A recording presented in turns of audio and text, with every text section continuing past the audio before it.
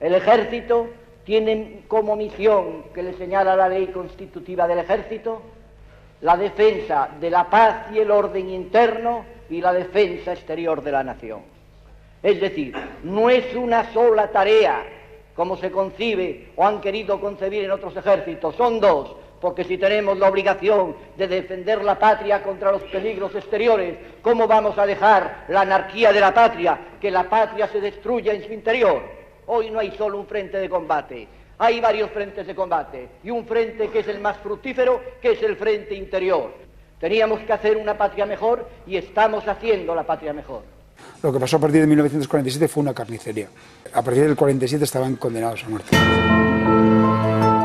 ¿Quién la mata? La Guardia Civil. ¿En qué año? En el 49.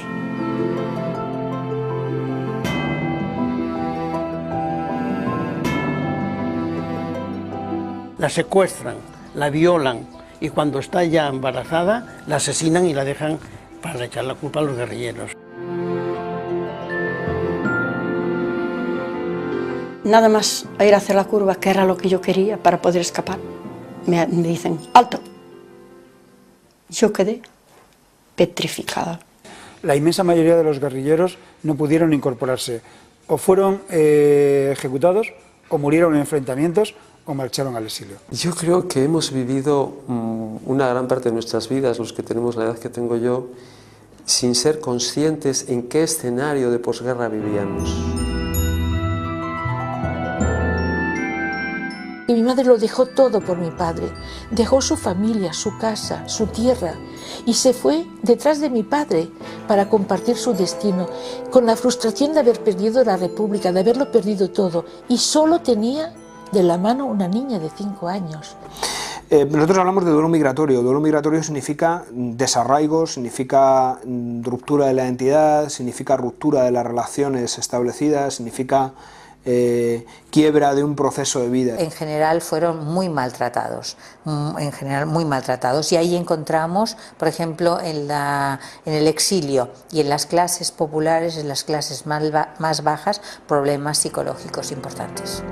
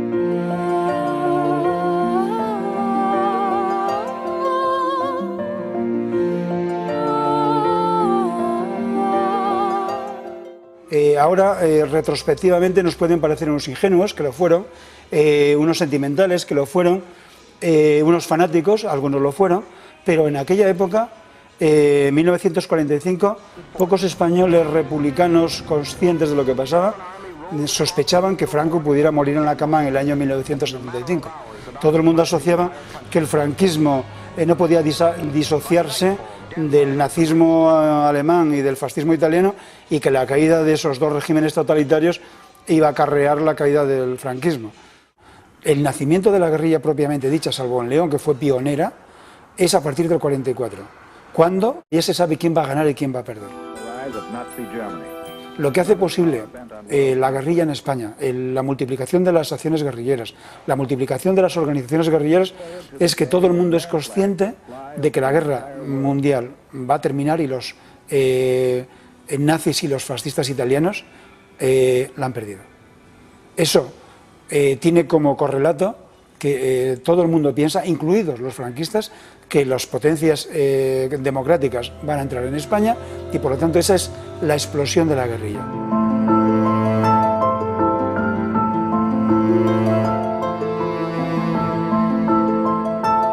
eran conscientes de que de manera autónoma no podían acabar con el franquismo. Ellos sabían que partidas guerrilleras desperdigadas por toda España no podían hacer frente a un régimen, y además un régimen de la crueldad y de la capacidad represiva del franquismo.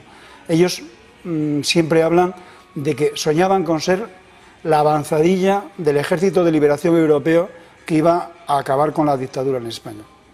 Es decir, una especie de, digamos, tropas auxiliares de esos ejércitos que en 1945, después de liberar toda Europa, iban a venir inequívocamente a España.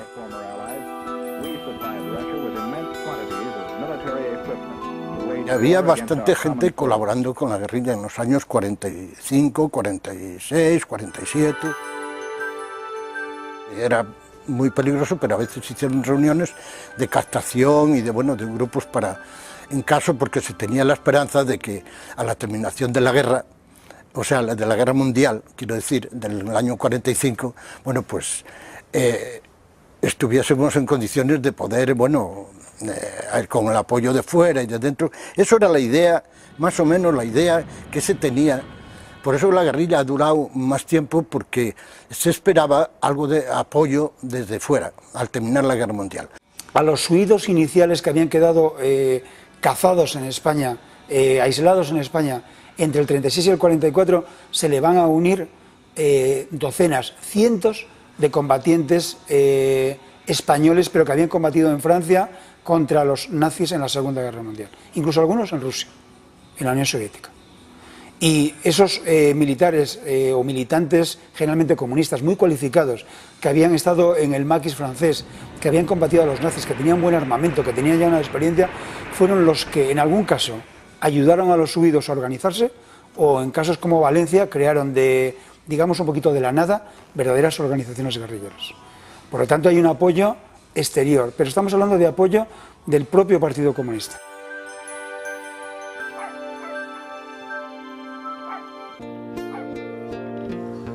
Hombre, dentro de un año, dentro de 2 años, esto se acabó. El franquismo se acabó y estos son los de la verdad. Y entonces se nos prestaban servicios. Primeramente había una lógica. Franco estaba implicado en la guerra mundial. Era un fascista puesto por Hitler y Mussolini. Y los alemanes fueron los que le ayudaron a terminar con la República. Y nosotros nos identificamos en esa perspectiva. Y no solamente los guerrilleros, todo el mundo pensaba de que, Franco no tiene más vida que la que le dé mientras dure el fascismo.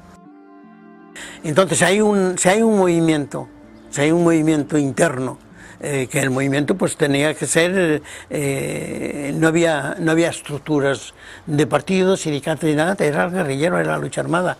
Era el elemento fundamental.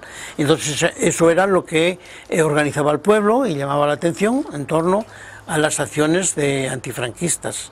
Y era esa perspectiva, y con eso era nuestra propaganda, y con eso jugábamos nosotros. Y eso también creó una situación en un momento psicológica, que las propias fuerzas fascistas en las zonas guerrilleras operaban con mucho cuidado, no operaban como en el 36.